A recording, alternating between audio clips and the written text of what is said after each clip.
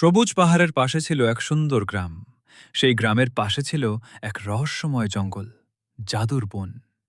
সেখানে থাকত ছোট্ট এক খরগোশ, টুকাই। টুকাই খুব দুষ্টু, কিন্তু অনেক ভালো মনের ছিল। একদিন সকালে টুকাই তার বন্ধুদের বলল, আমি আর জাদুর বনের ভেতরে যাব। না না, ওখানে নাকি রাতে অদ্ভুত আলো জ্বলে। ভয় পেলে তো অ্যাডভেঞ্চার হবে না। টুকাই ধীরে ধীরে জঙ্গলের ভেতরে ঢুকল।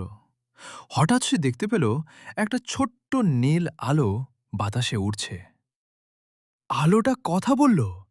জাদুর আলো বলতে লাগল, টুকাই, আমাকে সাহায্য করো। টুকাই অবাক হয়ে গেল। তুমি কে?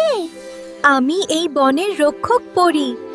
পরী বলল, এক দুষ্ট কালো নেকড়ে জঙ্গলের জাদুর পাথর চুরি করেছে। ওই পাথর ছাড়া বন অন্ধকার হয়ে যাবে। টুকাই সাহস করে বলল, আমি পাথরটা ফিরিয়ে আনবো। রাত হয়ে গেল। টুকাই ধীরে ধীরে নেকড়ের গুহার সামনে পৌঁছালে। ভেতরে বিশাল কালো নেকড়ে ঘুমাচ্ছিল। তার পাশে জ্বলছিল জাদুর পাথর। টুকাই আস্তে আস্তে পাথরটা নিতে গেল। হঠাৎ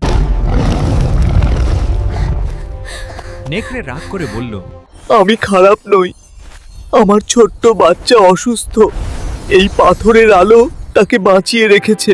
টুকাই ভাবল কিছুক্ষণ, তারপর আমরা বলল, সবাই মিলে বাচ্চাটাকে বাঁচাবো। টুকাই পরীকে ডেকে আনল।